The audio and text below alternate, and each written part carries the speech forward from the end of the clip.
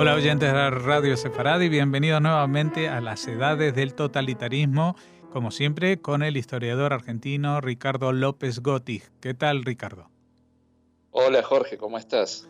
Muy bien, y con ganas de seguir hablando de estas edades o etapas del totalitarismo que ya se están consolidando en esta entrega, pero si bien estábamos hablando del nazismo, de forma paralela, incluso históricamente, pues en sitios como la Unión Soviética, que se había transformado de imperio zarista en una nueva forma de imperio pero comunista, pues se producían genocidios y purgas durante la época del gobierno de Stalin, ¿no? Exacto. Ya vimos cómo durante la etapa inicial con Vladimir Lenin comienza la estructuración de un sistema totalitario en el que hubo persecuciones a opositores, a distintas clases sociales y hubo expulsión de intelectuales. Va a ser a partir de 1929, cuando Stalin tenga el control absoluto del Estado, ya sin rivales internos dentro del Partido Comunista, cómo va a ir creando un sistema mucho más cerrado en su totalitarismo. Y esto, en primer lugar, en 1929 empieza la campaña de la colectivización de la agricultura contra lo que se llamaba una clase social que eran los kulak. Muchas veces en la literatura aparecen los kulak asimilados como terratenientes, y eso es un grave error. Primero porque no había propiedad privada de la tierra, sino que era estatal, pero que había sido repartida durante la revolución bolchevique. El kulak era un pequeño, digamos, un pequeño productor rural, pero que tenía algunas propiedades. Estamos hablando de algunos animales, herramientas, no mucho más que eso. Es decir, no era ni remotamente un terrateniente, sino que era un productor rural que había prosperado en este nuevo sistema con la Unión Soviética y que además, durante la etapa de Lenin, lo que se llamaba la nueva política económica, se había permitido utilizar mecanismos de oferta y demanda en el mercado interno. Con eso solucionaron varias hambrunas. Pero en 1929 lo que se propone Stalin es iniciar la industrialización de la Unión Soviética, y para esto necesitaba concentrar todos los recursos de la economía en sus manos a través de las granjas colectivas. De modo que empieza esta lucha por la colectivización de la agricultura, en la cual todos los campesinos debían agruparse en granjas colectivas, en las cuales digamos, había una puesta en común de todo lo que se hacía y las herramientas y los recursos de cada uno, y a partir de ahí elaborar lo que se conocieron como los planes quinquenales de la industrialización.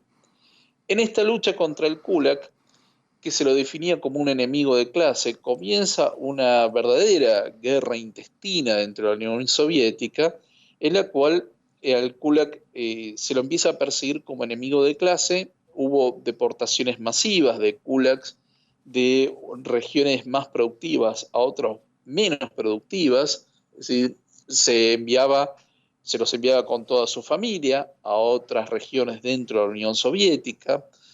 Se les incautaban las herramientas, los animales, y se establecían porcentajes de desculaquización que los líderes comunistas locales debían cumplir sin ningún tipo de miramiento. Esta lucha contra el kulak, hay mucha discusión en torno a la cantidad de muertos que hubo. Algunos llegan a los 20 millones de muertos, otros a los 14, es decir que nos da un panorama bastante sombrío de lo que fue esta lucha intestina contra la clase de los kulak. En el contexto de esta lucha contra los kulak y la colectivización de la agricultura, un país, hoy república independiente, que sufrió bastante este proceso fue Ucrania y en parte Kazajstán.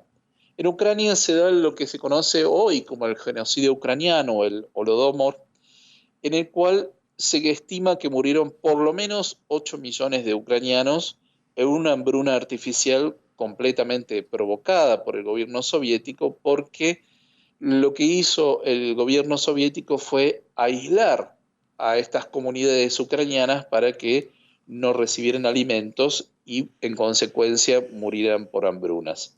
Esto afectó todo lo que es Ucrania, parte de Kazajstán, el sur de Rusia.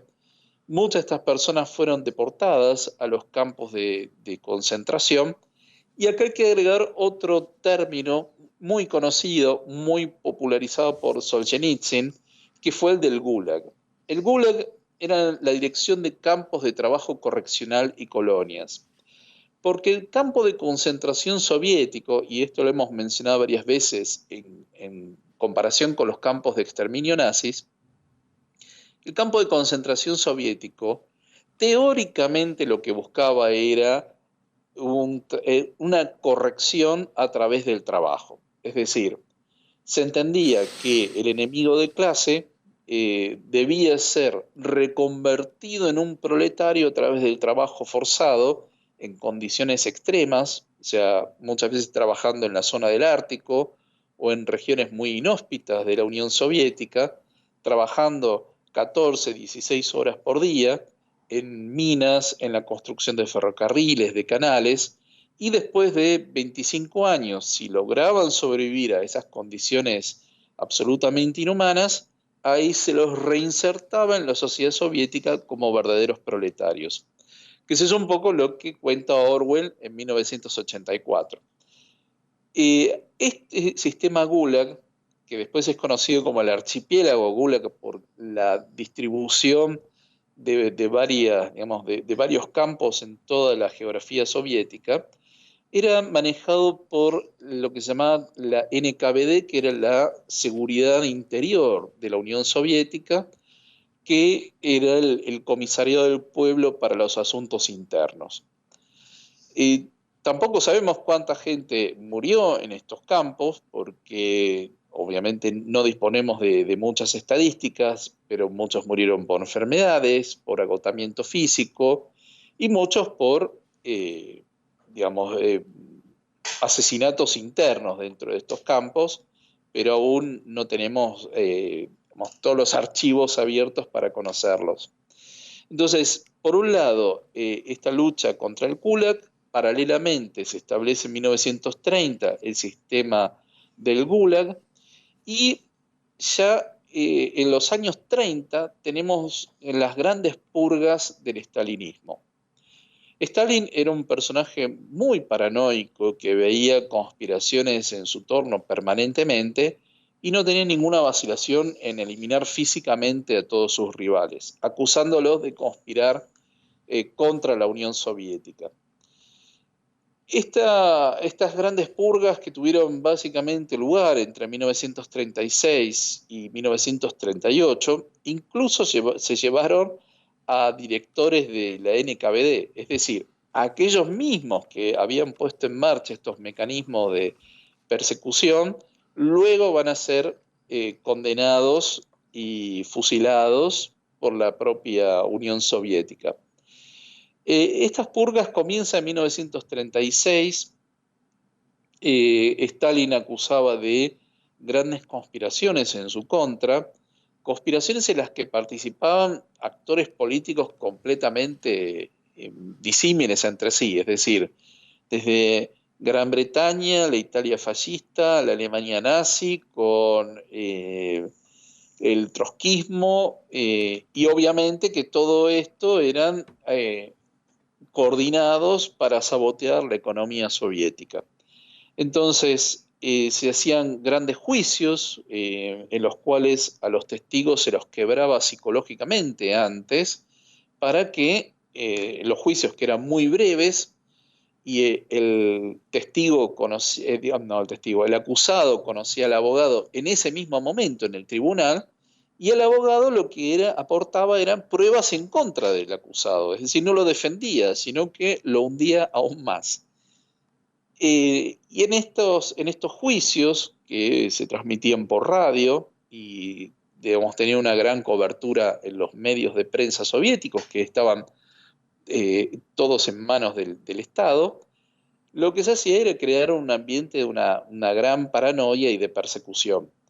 En general, las grandes purgas soviéticas de los años 30, en general las víctimas eran muchas veces partidarios del Partido Comunista, es decir, eran miembros del ejército, del partido, de los organismos de seguridad, de la estructura gubernamental. Es decir, que ni los propios miembros del Partido Comunista estaban a salvo de la paranoia stalinista. En 1938, por ejemplo, a Yagoda, que había sido el director de la NKVD, bueno, se lo acusa de conspirar contra la Unión Soviética y es ejecutado. En 1940, Yeshov, que había suplantado a Yagoda como líder de la NKVD, también es ejecutado por conspirar contra la Unión Soviética, y el que va a quedar va a ser Lavrent Beria, que va a ser ejecutado una vez que muere Stalin. Es decir, que el estalinismo lo que tenía era una lucha entre tres grandes facciones. Por un lado, las Fuerzas Armadas, que dependían del Partido Comunista, el Ejército Rojo, el propio Partido Comunista y los organismos de seguridad, que entre sí se acusaban mutuamente de conspirar. El único que en todo este esquema estaba a salvo era el propio Stalin. Este sistema, tanto el Gulag, con sus campos de concentración, como este sistema de juicios masivos y públicos que se instrumenta durante el stalinismo, también va a ser muy estudiado por la Alemania nazi. Es decir, que en 1933, cuando se acusa a los comunistas de haber incendiado el Reichstag, se intentó hacer una parodia de esto, pero lo cierto es que salió bastante mal. Entonces se evitó esto, pero sí se imitaron muchas técnicas de los campos de concentración. Lo que va a ocurrir es que, en general, en Occidente, había una visión bastante naif con respecto a lo que pasaba en la Unión Soviética. Primero porque no había muchas fuentes de información, siendo un sistema absolutamente cerrado.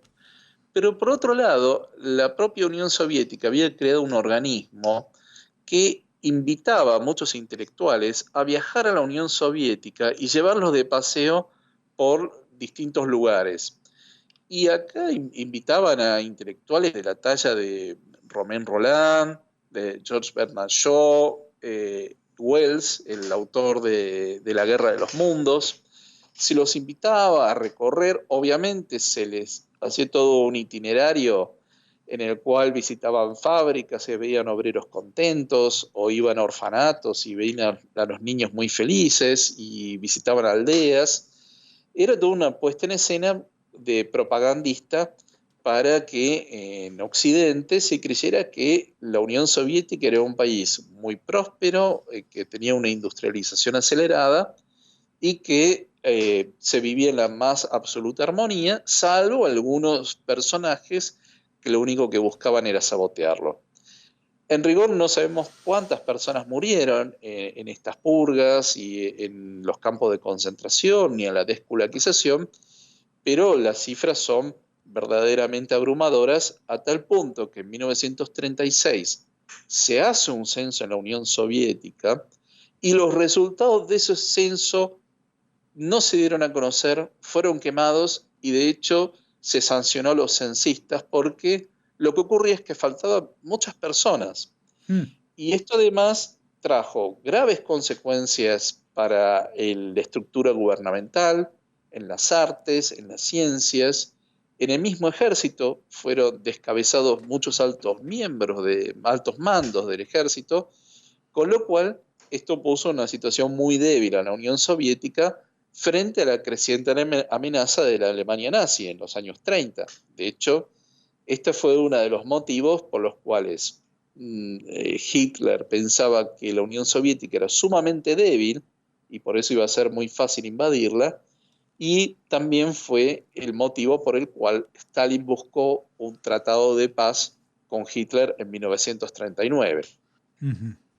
Es increíble esto, ¿no? O sea, este último dato del censo que no se publica y que se castiga a los que muestran los datos, porque en los datos demuestran que falta gente.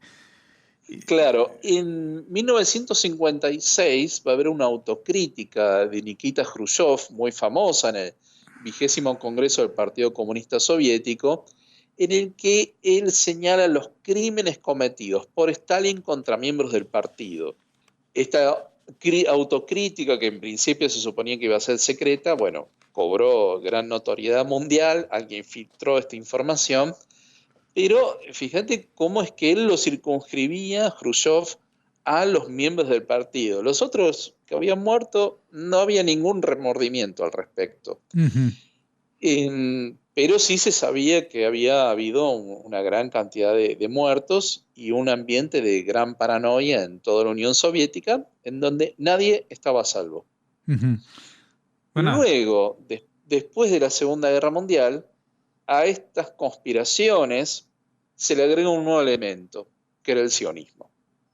Es decir, que las conspiraciones después de la Segunda Guerra Mundial seguían siendo los nazis, el fascismo, la CIA y el sionismo con el trotskismo y demás. Es decir, que se agrega un nuevo elemento que vamos a ver un poquito más adelante, cómo es que ya había un antisemitismo de carácter soviético distinto al de la Alemania nazi. Uh-huh. No, digo que estos números que tanto nos asombran también proyectan sus sombras hasta hoy día, ¿no? Porque supongo que lo que has explicado, por ejemplo, de la hambruna provocada en la zona de Ucrania, también derivó a que cuando los nazis invadieron la Unión Soviética y llegaron a la zona de Ucrania, se encontraron con una gran ola de colaboracionismo con ellos. Exacto.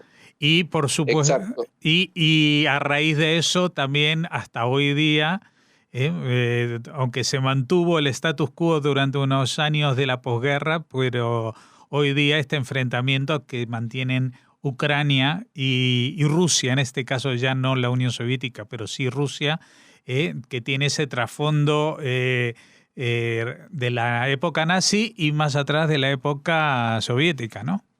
Exacto, y además, obviamente, el actual gobierno de Rusia no reconoce el genocidio del Holodomor como genocidio, sí el Parlamento Europeo, obviamente Ucrania, pero hay una gran discusión sobre si fue un genocidio o no. Uno de los pioneros en señalar al Holodomor como genocidio fue Rafael Lemkin, que él dijo que este genocidio se había hecho contra el pueblo ucraniano, es decir, que fue uno de los primeros en señalarlo. Lo que pasa es que en la definición de genocidio que se establece después de la Segunda Guerra Mundial, la Unión Soviética pide que no se incluya la persecución a clases sociales, justamente tomando en cuenta lo que había ocurrido en los años 30. Exacto, bueno, pero como ellos estaban para escribir la definición después del hecho, pues evidentemente influyeron mucho en su redacción, ¿no? Exactamente. Bueno, seguiremos hablando de estos desmanes, masacres y atropellos a la condición humana en esta sección, en las edades del totalitarismo. Que volveremos la semana que viene a estar contigo, Ricardo López Gotis. Muchas gracias por habernos atendido, como siempre. Muchas gracias.